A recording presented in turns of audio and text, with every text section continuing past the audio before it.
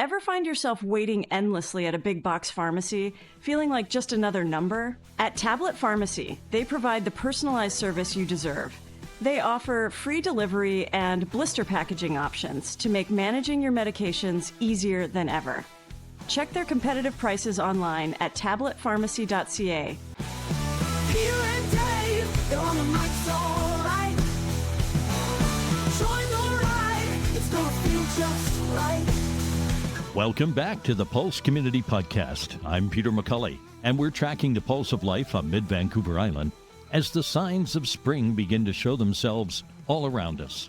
And I'm Dave Graham. Oh, I saw a daffodil the other day. Just one, but it counts. And the countdown to chaos has begun with March break around the corner. And the kids, of course, will be needing to fill the hours after all the sleeping in, having no homework and all of that. And of course, March on Vancouver Island means something pretty spectacular is about to happen out on the water.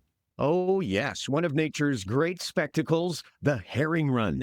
Now, this is something that you simply do not see in many places on Earth, as the herring spawn attracts whales and seals and eagles and gulls and fishing boats. I definitely make a point of watching some of the action every year. It is another aspect, Dave, that makes life on the island so special. And yet, it is nature at work, so there's a level of unpredictability there as to exactly where and when things will happen. We can pretty much count on it happening in March, and that the coast along the Mid-Island region is where most of the action is. The rest is to be determined. On the podcast today, Jeff Shields of Parksville speaks to groups across BC about artificial intelligence, showing how these tools can simplify daily life, solve real problems, and enhance creativity without requiring technical expertise, and he'll share some of that with us. She has a family of four. Normally would spend $400 to $500 a week on groceries. And she wanted to cut back. Well, she thought AI would tell her to cut coupons and look for sales and shop around and look at flyers. That's not what AI suggested. It said, take a picture of your fridge and give it to me. So she opened up the fridge, took a picture, opened up the pantry, took a picture, and said, you can make these meals this week without buying anything. Would you like a recipe? What? That's remarkable. So I could point my phone at my fridge and be told how to make use of its contents? That's way better than my current method, which is to open the fridge, look inside for about 30 seconds, close the fridge, and then order pizza. It's good to know there might be an alternative. Ladies and gentlemen, I believe we are witnessing an old dog learning new tricks. Also joining us today, award-winning author Monique Gray Smith. Monique will be making an appearance at Fireside Books Saturday, March 7th. She'll join us to discuss her latest book, Sharing the Light, Stories and Reflections. Her powerful new collection offers hope for navigating our challenging world. Kindness, again, if we talk about it from a neuroscience place, is that when I'm kind to somebody, or when somebody's kind to me, or even when I witness an act of kindness, that stress hormone of cortisol goes down in our brain. And when our brain is flooded with cortisol, it's hard for us to learn, to remember, to be present, and to be kind. So whenever we can lower that stress hormone through kindness or other ways, it's a gift to ourselves and a gift to the people in our life. I am going to be listening carefully to that. Cortisol, huh? That explains a lot. I've been thinking I'm moody because it's winter and that's all there is to it. And then it turns out that all I have to do to turn that around is to be nice to people. I've been nice before. I think I could do that again. On a future edition of the podcast, we'll be joined by Colin James. Colin will be on the island this spring with a number of performances. It has been 37 years since Colin won his first Juno Award. It was for Most Promising Male Vocalist of the Year. And he has lived up to that promise and established himself as one of Canada's great musical ambassadors. I'm looking forward to hearing that conversation. And maybe he'll take a moment to hear me play the opening notes to his song Voodoo Thing. Maybe let me know if I have a shot at becoming a star. What do you think? I don't think so, Dave. Tell him he can lower his cortisol levels. If he helps me, it'll make him feel better. Stay on topic, Dave, please. Also coming to the podcast, we'll introduce you to Omar Karim, the CEO of the Parksville Chamber of Commerce, and we'll hear about the upcoming Business Awards. I've served as MC for many of the annual business awards over the years. They were always a joyful occasion. They were also reminders of the importance of the business sector to the community as a whole, and it's nice to recognize the exceptional among us and hear their stories. We'll also find out more about the Access Oceanside Association, a nonprofit group working to raise awareness and break down barriers for residents and visitors alike. For those of us fortunate to be able-bodied and able to see clearly, it may come as a surprise that we are surrounded by barriers. But that is the truth, and we have a long way to go to make this community more accessible to more people. This is an important issue. I'm glad we'll be featuring it soon on the Pulse podcast. John Hoffman, it's Peter McCulley calling from the Pulse Community Podcast. I wanted to let you know that Dave Graham pulled your name from the draw drum as a winner of our Super Bowl 60 sweater. So there's only one, right? There's only one sweater? There's only one sweater. Holy smoke. Yeah. The hosts of the F3 podcast, Erin Halishak and her husband, Chef Jonathan Fraser, were at the game, and they did some podcasting while they were there. And I asked them if they could pick up a little something for us for a draw. They managed to find this beautiful sweater. It's a Nike Super Bowl 60 commemorative sweater. If you wash it properly, you'll have it for years and years and years and years. Sounds pretty special. Yeah, you know, it's kind of funny. I'm going to have to give it to my wife because, our family, she is a big football fan, believe it or not. Yeah, I believe that. My wife likes football. She attended a Beefy Land 101 football classes that they put on at Beefy Park. She wanted to be able to watch the game and actually know what's going on. So that's why she definitely got to get it. And that will keep you in her good books for quite a long time, I would think. I did see bits for the game here and there, and I think, unlike the Olympic hockey, I think the right team will win. For Shield, I seem to put on a stronger game. I'm quite happy they won, and plus they're local to us. Thank you very much for the win. I'll be telling my wife immediately. Well, John, thank you very much for entering the contest, listening to the Pulse Community Podcast. Thank you. Ian Lindsay of Lindsay and Associates has played an active role in the local community since 1979. He has been with RE/MAX, Vancouver Island's most advanced real estate business network, since 1996, marketing and selling residential, rural, strata, recreational, investment, and project development real estate. Ian has received several awards recognizing his exceptional community commitment locally, as well as awards for outstanding performance and achievement from both RE/MAX International and the Vancouver Island Real Estate Board. You'll find true real estate professionals at ianlindsay.ca. Thanks to everyone who entered our Super Bowl sweater contest. We trust that our winner, John Hoffman of Port Alberni, is enjoying that commemorative sweater. And what do you know? We have still another contest coming soon. We are talking about a double pass for Sunfest.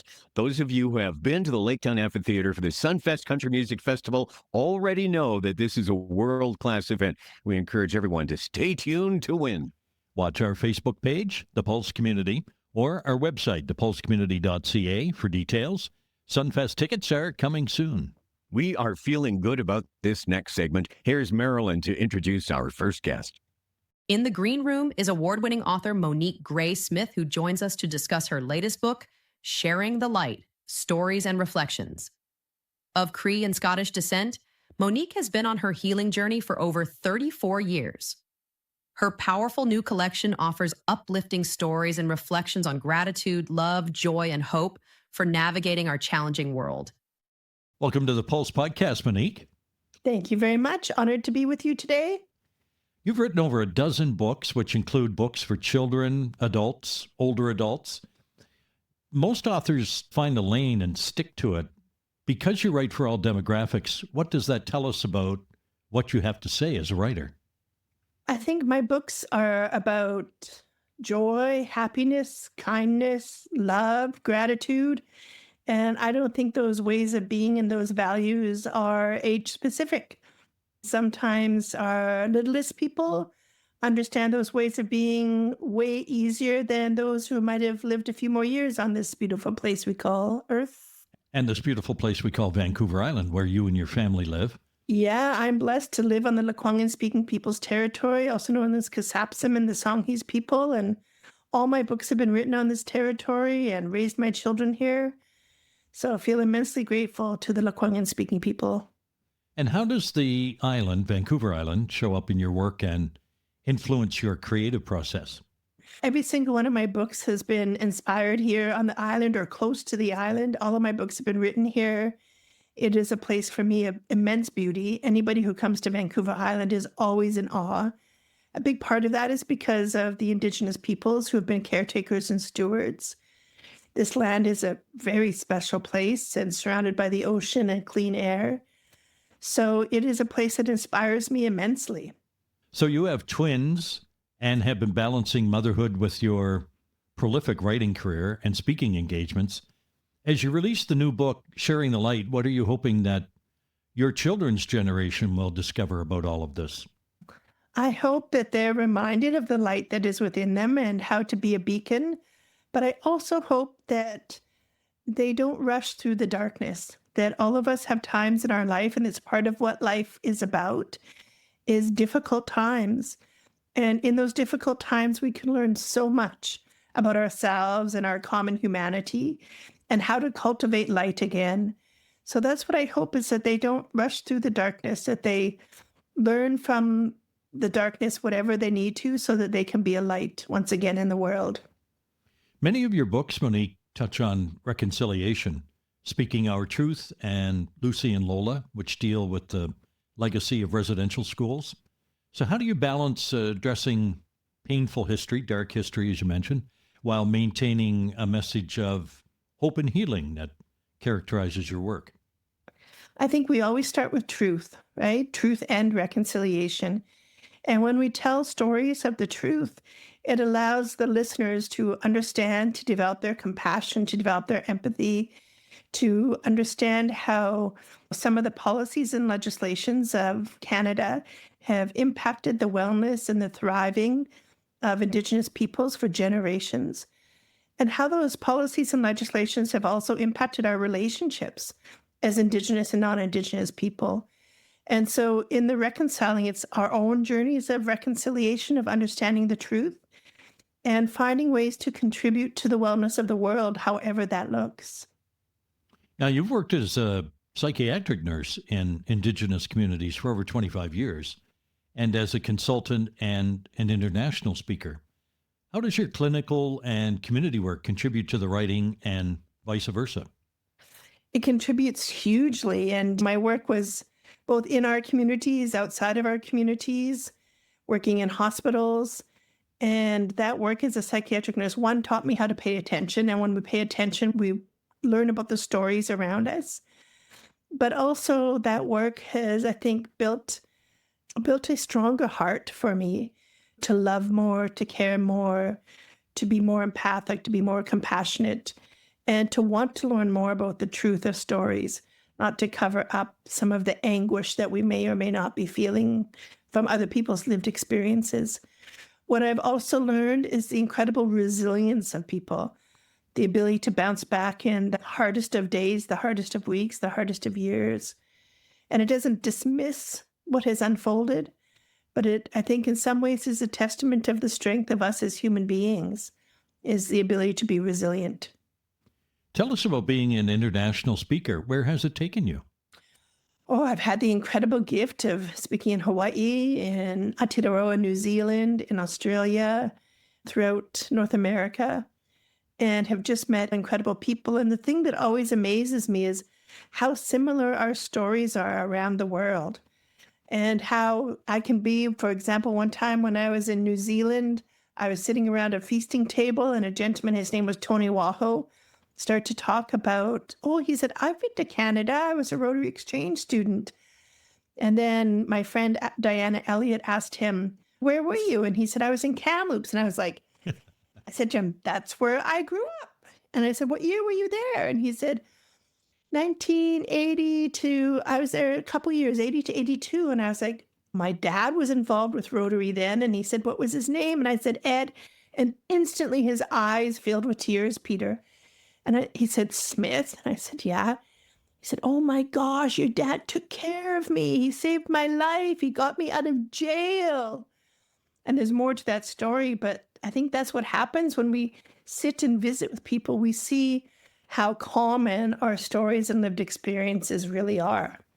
That's a great story. About being an international speaker, where has it taken you that you least expected?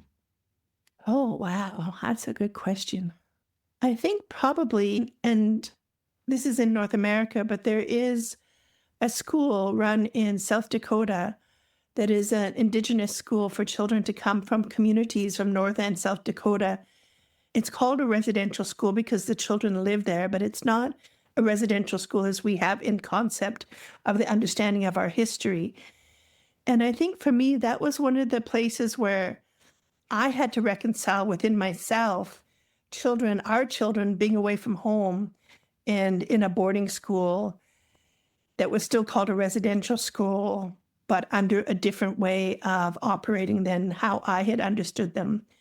That was one that it was a pretty profound experience. Reading your story, your mother was removed from her parents at birth and adopted by a non-Indigenous family. And you've spoken about your family's journey to reconnect, reclaim, and recover your culture. How has the multi-generational experience affected you and your writing? In Sharing the Light, I talk about that quite a bit, about the stories of reconnection, but also many stories of my mom, the intergenerational healing, even my own choice to go on a recovery journey from alcoholism when I was 22. All of that has impacts and ripples in our families. So the intergenerational healing, that's a difficult question to answer because it's happening every single day still. It's not a finished piece for me. Your new book, as you mentioned, Sharing the Light, is organized around 5 points: gratitude, love, joy, happiness, and hope. Why are those 5 important for navigating today's world? Yeah, there are these 5 ways of being that when we cultivate them, we have more light, like a flashlight, to navigate our own way forward. I think they're important in these times because there is a lot happening in our world. You know, we're recording this one day after the tragedy in Tumbler Ridge. And so when we even think of that here in our own province, how close that is, these moments to pause and be grateful in our lives, to think about those who we love. I was just before we came in, there was a hummingbird out by my window reminding me of joy and happiness, and to always have hope, even in our darkest moments, even when hope is in like the cuticle of my pinky toe, we have to have hope. And there are ways of being, but people will also say that they're emotions. And when we change our emotions, we change our destiny. And so the more we can cultivate gratitude, love, joy, happiness, and hope, it changes our destiny. The book is described as being something that you can read cover to cover or use it as a daily source of guidance.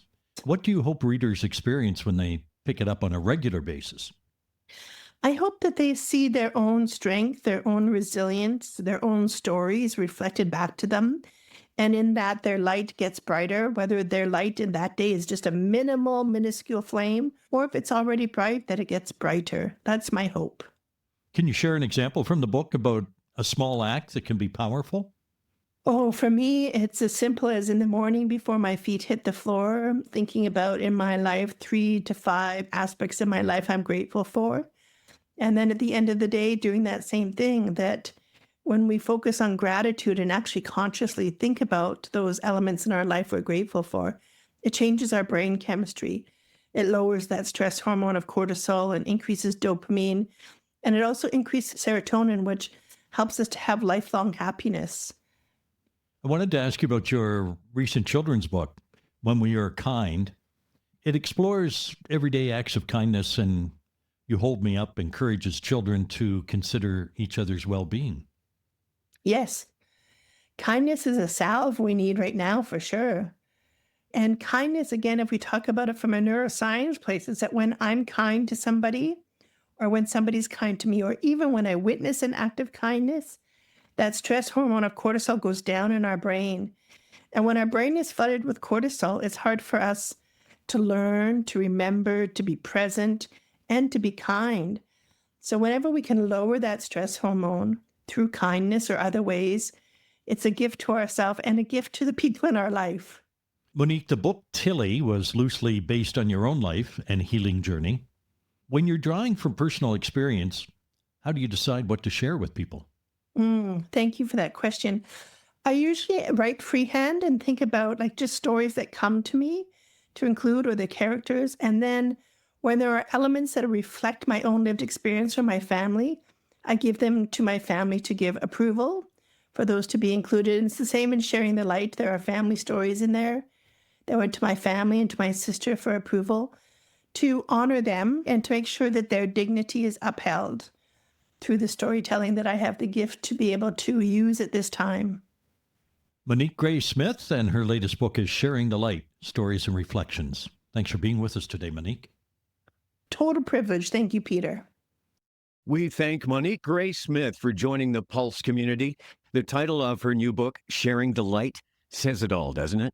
When the world can feel pretty heavy, being reminded of the science behind kindness and the power of gratitude, it's not just warm and fuzzy, but genuinely useful. You can pick up a copy of her book and meet her on Saturday, March 7th at Fireside Books in Parksville between 1 and 3. If you have someone in mind you think we should be talking to, then please speak to us. You can reach us and leave a voice or text message. Head to our website and click on the contact link. You'll find us at thepulsecommunity.ca. We've added Vancouver Island webcam links to our website. I was looking to take photographs in the fog a while ago, so I used these highway cameras to find it. Haha, handy. Not only will you find links to all our podcasts, but events and contests too. You'll find us at thepulsecommunity.ca. And a reminder for you that you can also find us on Apple, Amazon, iHeart, Spotify, TikTok, and YouTube. We're also on Facebook and Instagram.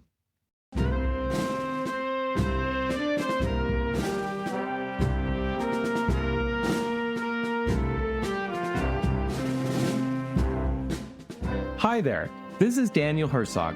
I'm a jazz trumpet player based in Vancouver, and I will be bringing my quartet featuring Bruno Hubert, David Caballero, and Mario Fabrizio to the Great Shars Landing in Port Alberni on Monday, March 16th. And then we will be playing at James Bay United in Victoria on the evening of Tuesday, March 17th.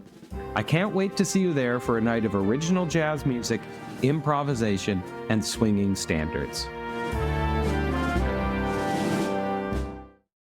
At Thrifty Foods, we love to help nonprofits, charities, and schools.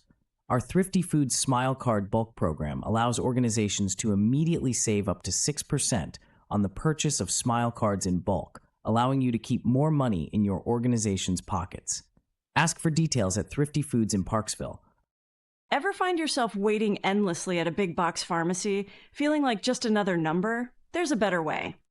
At Tablet Pharmacy, they provide the personalized service you deserve. Check their competitive prices online at tabletpharmacy.ca before you even leave home. They offer free delivery and blister packaging options to make managing your medications easier than ever. With convenient locations in Parksville, Qualicum Beach, and now open in Nanaimo near the Brick, Tablet Pharmacy has been serving Vancouver Island since 2019. Stop being just a prescription number. Experience the Tablet Pharmacy difference today. Visit them online and check their prices at tabletpharmacy.ca. Very soon, we will bid goodbye to winter. The winter that wasn't. You know what? I never once used my snow shovel this winter. I left it on the front porch all year long just to have it handy for the occasion, and it sits there still, undisturbed. But I've gotten used to it. Now I'm calling it a porch decoration. Some people like planters by the front door. I'm going with a shovel. Call me a maverick. Yeah, that's not the word that springs to my mind, but okay, Maverick. Keep your decorative shovel and get ready for our next conversation. Here's Marilyn. Jeff Shields runs Young at Art Web Services on Vancouver Island and speaks to groups across BC about artificial intelligence. With over 30 years in web development, Jeff makes AI accessible for everyday people and small businesses, showing how these tools can simplify daily life, solve real problems, and enhance creativity without requiring technical expertise. Jeff, thank you for joining us today. I'm really looking forward to this conversation. Oh, you're more than welcome, Dave. I just wonder where we might take this, because it just seems almost boundless in where we might follow down the old rabbit holes.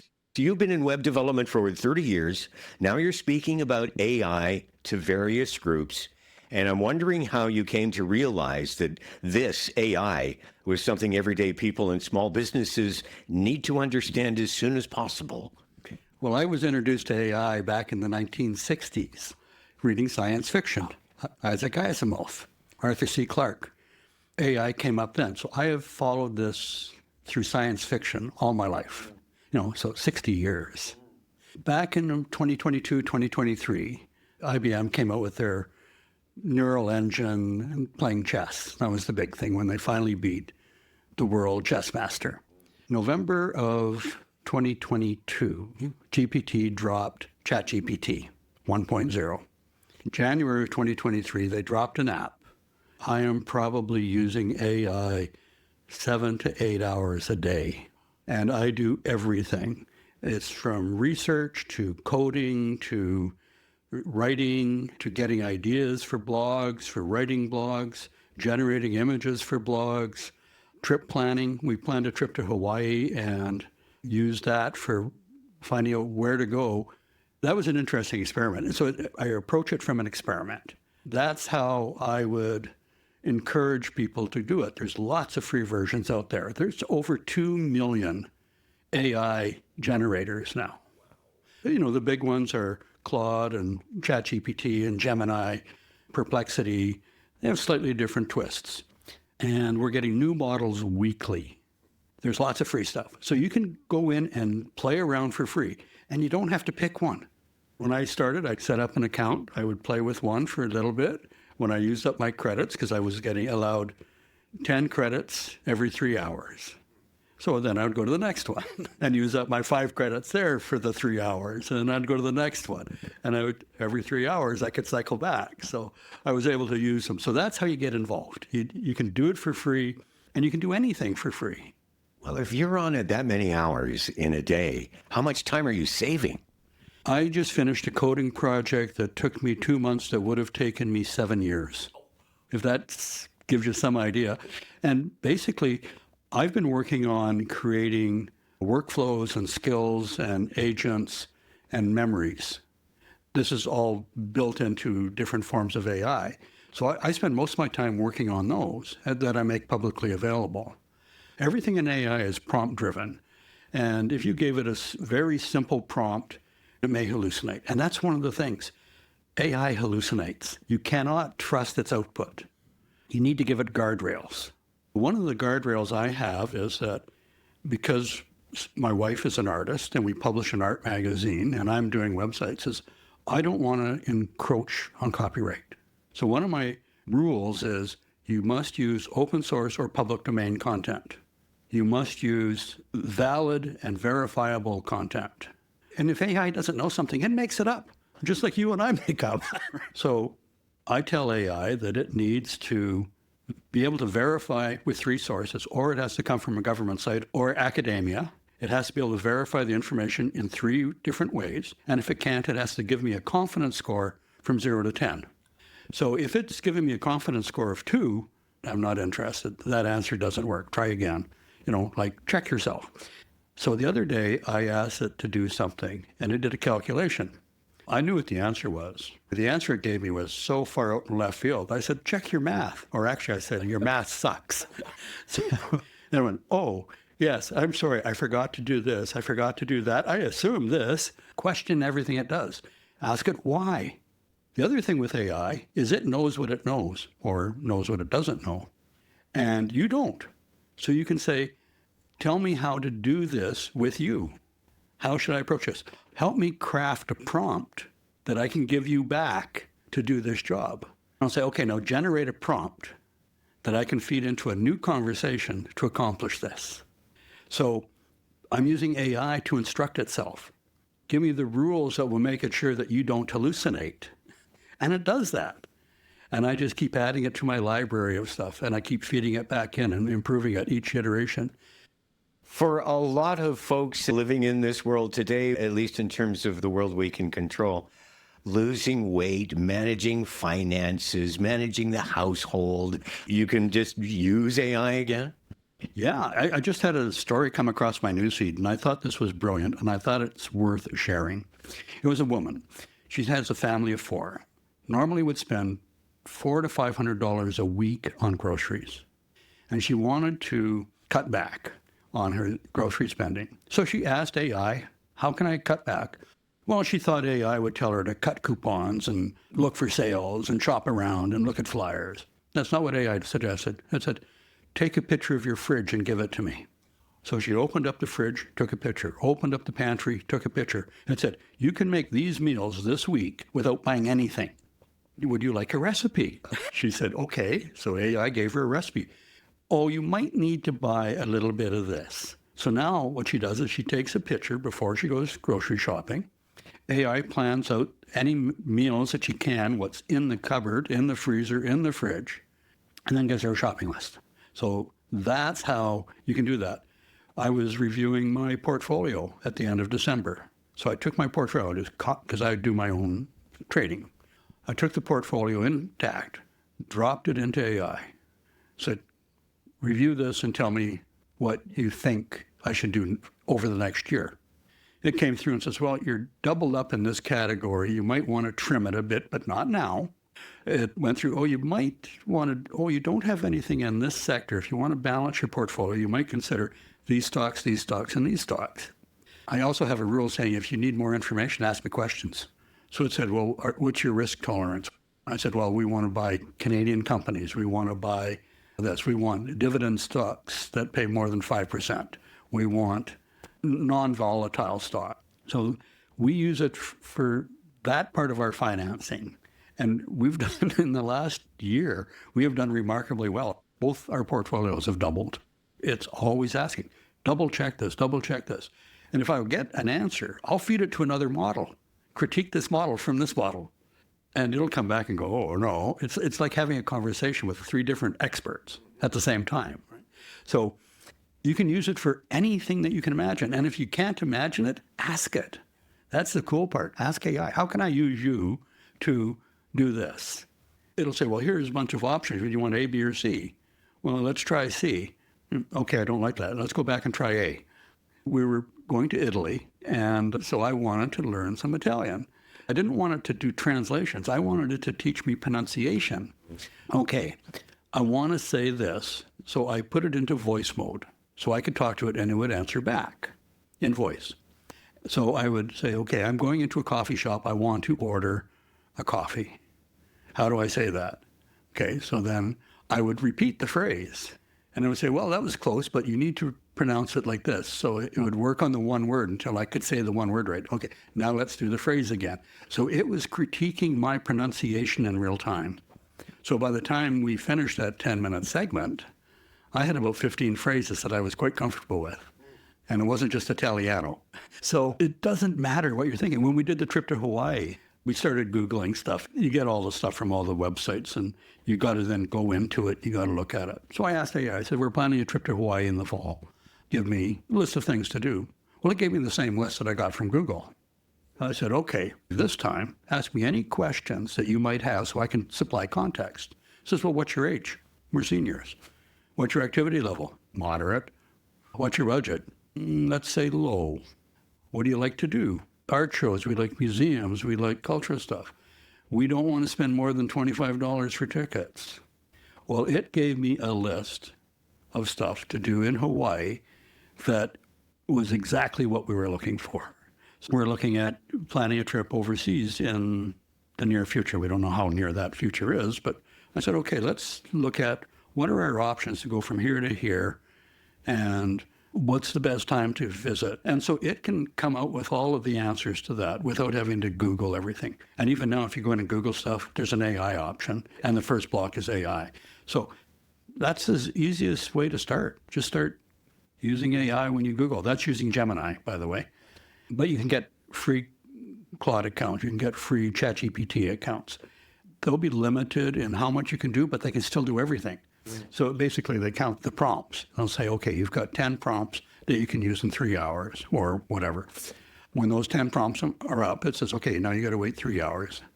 So I just go to the next one. That's how you can do it. So it doesn't have to cost anything. Treat it as an experiment. Treat it as fun. Don't go down the rabbit hole.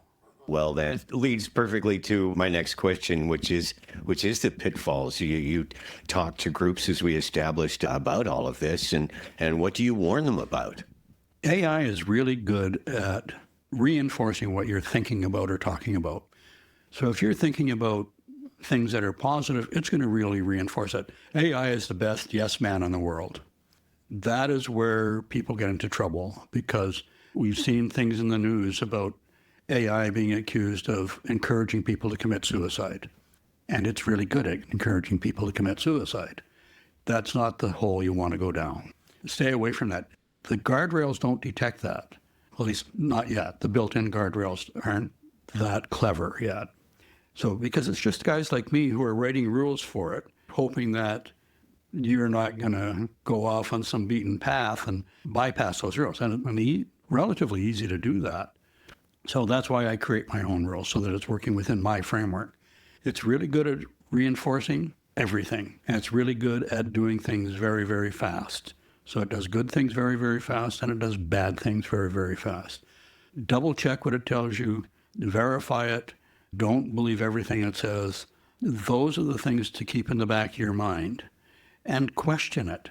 Play devil's advocate. Let it play devil's advocate. Get it to check its own answers. Because the first answer it gives may be totally bogus. Is that your final answer? And it'll correct itself. Even sometimes on the second correction, it's not right. I'm giving a talk to a ham radio group, and my closing slide, I wanted it to do a Morse code slide. So it produced an image that I could throw up on the slide and generated the audio for it. And our neighbor is a retired Navy commander. So I had him come over, and I went through this, and I got to the end, and I showed him the slide, and I played it, and he goes, "Oh, what's that?" He says, "That's not any Morse code I recognize." So I brought the conversation back up and said, "My Navy commander friend says that this isn't what you think it says." "Oh, no, it's not, because I made this assumption, this assumption, this assumption, this assumption." So where you're supposed to have a pause between different parts of the Morse code, I'm not a Morse code guy by any stretch. And so it said, I actually put a symbol and a sound in there that it was supposed to be a pause. It wasn't supposed to be anything. And because it's the break between the words and the letters and that the pause is what made. So it had filled them in. So it redid the slide and redid the sound. What are your thoughts on AI companionship? Again, it's a rabbit hole. You got to be careful. I get up at 4 o'clock in the morning. I'm a long-time meditator, and so I'm up at 4 a.m. And I often have some of my best ideas of what I'm thinking about, whether it's coding or just something for our businesses or whatever. I'll start a conversation with AI. It's a great one to talk to, especially if you're in voice mode, if you live alone. It can answer back. It can give you a very positive feedback. But if you take a negative bent in your conversation, it's going to follow that. So that's where people run into trouble. But it's a great way to talk and talk things out and bounce ideas off. It's not supposed to be a yes man. It's supposed to push back, which is great because now we get into a real good dialogue.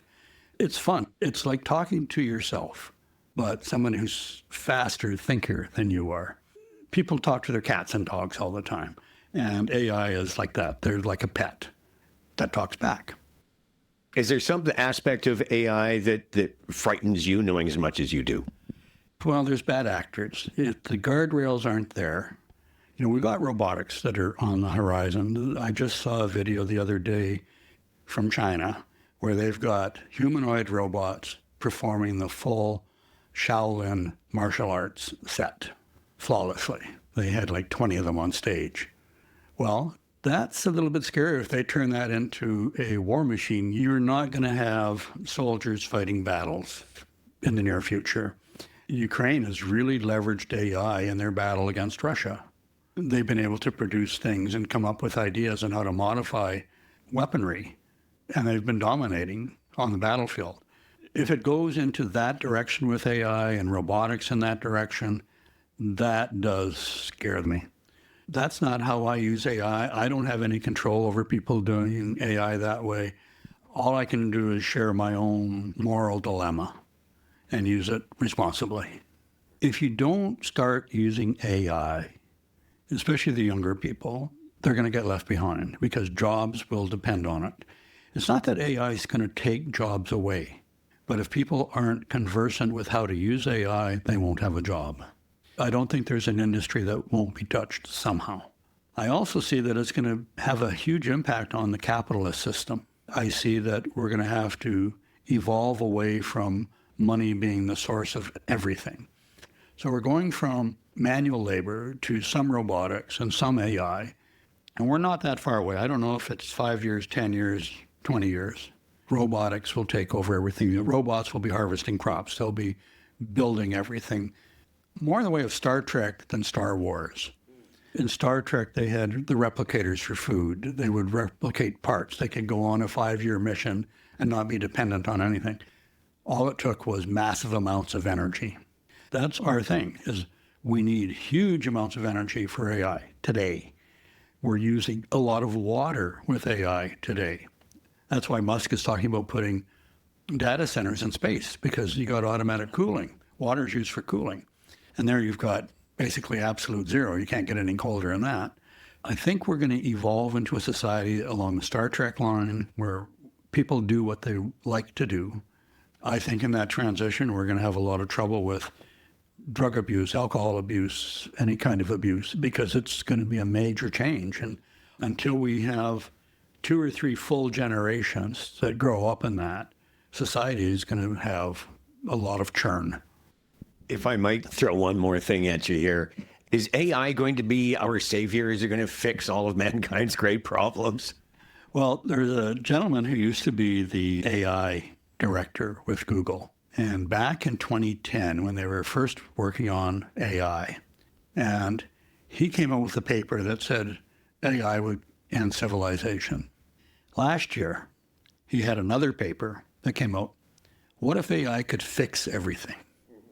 What if it could fix poverty? What if it could fix wars? What if it could fix anything? So I wrote a blog on that. I wasn't concerned about AI fixing societal problems. What I use AI for fixing is we had a nightlight down the laundry room hall. At 4 o'clock in the morning, it started coming on. We're in bed. The dog's in bed with us. And this light is coming on. There's no motion. It's on a motion detector. This goes on for a couple of weeks, and I can't figure out. I changed it 3 times. Still happening. So I get up and I sit down with AI and I say, I've got this nightlight that 4 o'clock in the morning, it keeps coming on. So it says, okay, let's break this down. Motion detectors detect heat. So is there a draft? Well, it sits right above the baseboard heater. I know. I changed the programming on the thermostat to keep it warmer at night.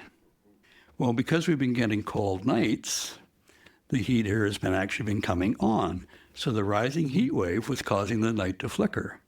So I went through a number of discussions on it, and all I did was lower the thermostat at night, and it stopped. That's how I use AI to fix everything. So when I'm coding for websites, I took my first programming course in 1966. So I've been doing it for a very long time, and I'm fast. Now I'm faster. It's amazing what you can do with it. There are issues still. I don't use AI for those types of purposes. You know, my wife's an artist, but I use AI to generate artwork for my blogs. So someone said, well, why do you do that? You got an artist. So I wrote a blog on why I use AI to generate the images. And it's because Susan can do a piece of art for it, but she's busy with her own artwork. She's busy with publishing a magazine. We both work out of the house. We both do housework. We both do all of that. But if I'm asking her to do my stuff, it's taking away from her stuff. So to respect her time and her effort and her stuff, I use AI. What might take her a week, even if it only took her an hour, it's irrelevant. I can get AI to generate that image for me. Susan uses AI as a way to get ideas. She'll upload an image of a painting and tell it, suggest 10 titles.